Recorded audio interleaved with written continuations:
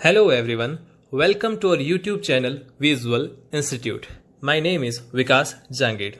तो चलिए शुरू करते हैं आज की क्लास लेक्चर नंबर 5। आज की क्लास में हम पिछली क्लास में दिए गए होमवर्क को डिस्कस करेंगे। तो मैंने पिछली क्लास में आपको दो क्वेश्चंस दिए थे, जिसमें से पहला क्वेश्चन था a relation R is on set A, set of all integers is defined by x relation y if and only if 2x plus 3y is divisible by 5 for all of x comma y belongs to a. Check if r is a reflexive relation on a. Means हमें ये check करना है कि r एक reflexive relation है या नहीं है। और ऐसे मैंने आपको सेकंड क्वेश्चन दिया था, a relation r is defined on the set z by a relation b if a minus b is divisible by 5 for a comma b belongs to z. Examine if r is a symmetric relation on z. तो हमें second में ये check करना है कि r symmetric relation है या नहीं है। तो चलते हैं पहले क्वेश्चन पर। तो स्टूडेंट्स, हम इस क्वेश्चन को सॉल्व करते हैं। पहले क्वेश्चन के अंदर में क्या गिवन है, एक रिलेशन r गिवन है जो सेट a से सेट a पर ही डिफाइंड है, और इस रिलेशन की कंडीशन क्या है कि x y से रिलेट होगा if and only if 2x plus 3y is divisible by 5। ठीक है स्टूडेंट्स, तो हम क्या करते हैं, रिफ्लेक्सिव के लिए हमें कंडीशन मालूम है कि अगर x बिलोंग्स टू a होगा तो x x बिलोंग्स टू भी a आना चाहिए। यह हमें कंडीशन मालूम है। तो हम क्या करते हैं, एक x बिलोंग्स टू a लेते हैं for ordered pair x x के लिए, मीन्स y की जगह भी मैं x ही रख रहा हूँ। तो क्या होगा कि 2x प्लस 3y की जगह मैं क्या लिख सकता हूँ 3x। तो 2x प्लस 3x कितना मिला मुझे 5x, और 5x में हमें मालूम है 5 का डिवाइड होएगा, 5 से डिवाइड वो हो सकता है। तो 5x इज डिविजिबल बाई 5। तो स्टूडेंट्स, हमने यहाँ पर जो x बिलोंग्स टू a लिया है for ordered pair x x के लिए, ये x जो है वो डिविजिबल बाई 5 वाली कंडीशन को सेटिस्फाई कर रहा है। तो हम कह सकते हैं कि x is related to x, so relation r is reflexive relation. ठीक है स्टूडेंट्स, तो हम चलते हैं अब अपने अगले क्वेश्चन पर। सेकंड क्वेश्चन के अंदर हमें यह चेक करना है कि रिलेशन आर जो है वो सिमेट्रिक रिलेशन है या नहीं है। तो इसके लिए हम क्या करते हैं कि दो इंटीजर लेते हैं a और b, और एक चीज़ यहाँ पर डिफाइन कर लेते हैं कि a is related to b। इसका मीनिंग क्या हुआ कि अगर a b से रिलेटेड है तो रिलेशन वाली कंडीशन को सेटिस्फाई करेगा, और रिलेशन वाली कंडीशन क्या है, a R B if a minus B is divisible by 5। Means क्या हुआ कि यहाँ पे a माइनस बी जो है इज डिविजिबल बाई 5। ठीक है स्टूडेंट्स, तो यहाँ पे a minus B divisible by 5 हो गया। तो अगर a minus B divisible by 5 है तो हम क्या कह सकते हैं कि minus times of a minus B is also divisible 5, है ना। तो अगर कोई नंबर जो है 5 से डिवाइडेड है तो उसका नेगेटिव भी 5 से डिवाइडेड होगा। तो इसका मीनिंग हुआ कि अगर मैं माइनस को अंदर मल्टीप्लाई कराऊँ तो minus A minus into minus plus B, तो ये हो गया b minus A is divisible by 5। तो अगर b minus A divisible by 5 है तो हम कह सकते हैं कि b रिलेटेड टू a, क्यों कंडीशन है कि अगर a minus B divisible by 5 है तो a रिलेटेड टू b होगा। तो अगर b minus A divisible by 5 है तो b is related to a होगा। तो यहाँ पर हमें ये चीज़ पता चल गई कि अगर मैं मानता हूँ कि a रिलेटेड टू b तो मैं ये भी निकाल सकता हूँ कि b रिलेटेड टू a।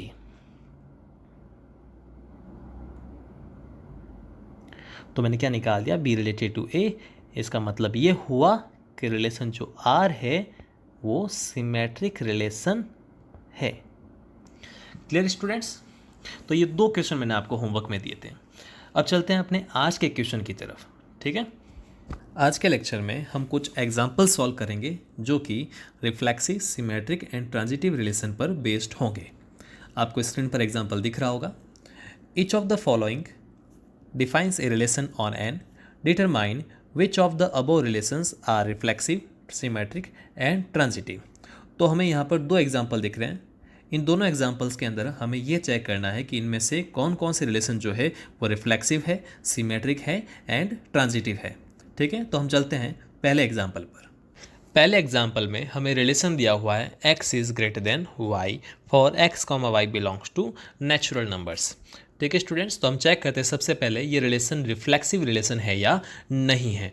तो रिफ्लेक्सिव रिलेशन के लिए हम क्या करते हैं कि x, y की जगह मैं दोनों बार x ही ले लेता हूँ। तो for x, x belongs to n के लिए क्या मैं ये कह सकता हूँ क्या कि x is greater than x?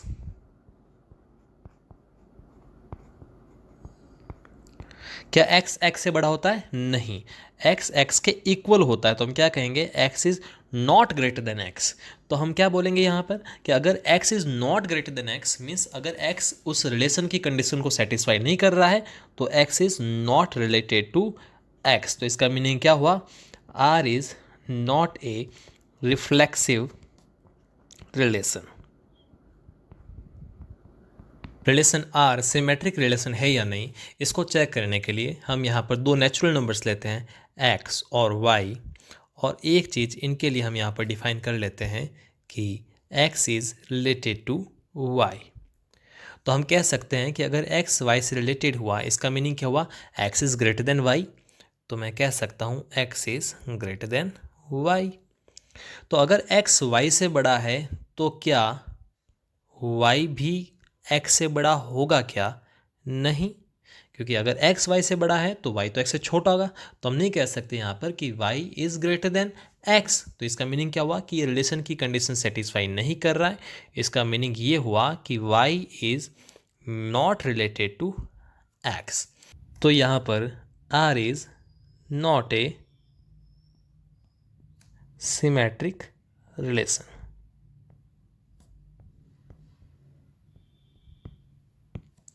तो चलते हैं ट्रांजिटिव रिलेशन की कंडीशन को चेक करने के लिए।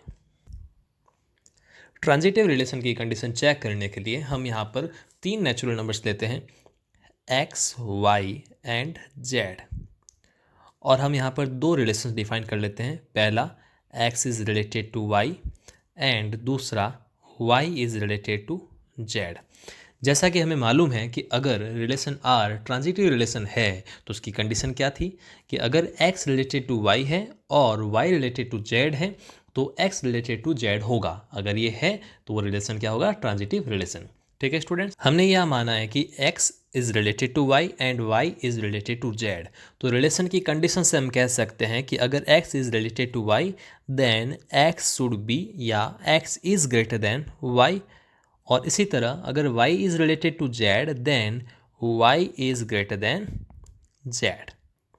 ओके स्टूडेंट्स, तो अगर इन दोनों कंडीशन पर गौर करें कि अगर x y से बड़ा है और y z से बड़ा है तो हम यहाँ पर एक चीज़ क्लियरली कह सकते हैं कि x should be greater than z।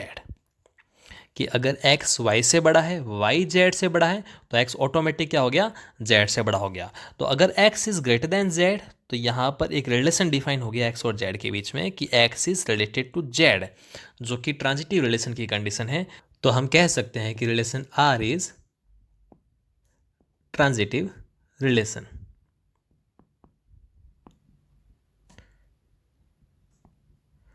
Okay students, तो आई होप ये आपको एग्जाम्पल समझ में आया होगा।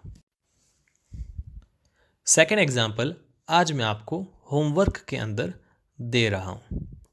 आई होप आज का आपको लेक्चर क्लियर होगा। आज के हमने लेक्चर के अंदर ओनली क्वेश्चन सीखे हैं। ठीक है, अगले लेक्चर के अंदर हम क्या करने वाले हैं, फंक्शंस स्टार्ट करने वाले और साथ में हम न्यूमेरिकल्स भी शुरू करने वाले हैं। ओके स्टूडेंट्स, तो सेकंड क्वेश्चन आपको होमवर्क के अंदर करना है और आपको ये बताना है कि यह रिफ्लेक्सिव रिलेशन है या सिमेट्रिक रिलेशन है या ट्रांजिटिव रिलेशन है या फिर तीनों है या इनमें से कोई भी दो है। तो आपको कमेंट में ये चीज़ करनी है, कमेंट में लिखना है कि सेकंड एग्जाम्पल रिफ्लेक्सिव है या नहीं, सिमेट्रिक है या नहीं और ट्रांजिटिव है या नहीं। और अगर तीनों हैं तो उसे हम क्या कहेंगे, अगर कोई भी रिलेशन सिमेट्रिक भी है, रिफ्लेक्सिव भी है और ट्रांजिटिव भी है तो रिलेशन क्या कहलाता है, इक्विवेलेंस रिलेशन।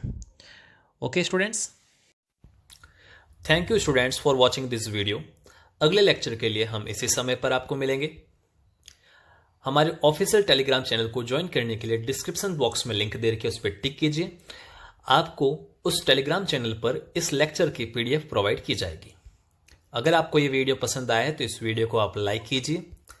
अगर आपको इस वीडियो से हेल्प मिलती है तो आप इस वीडियो को आपके साथी स्टूडेंट्स के बीच में भी शेयर कीजिए, जिससे उनको भी इस वीडियो से हेल्प मिल सके।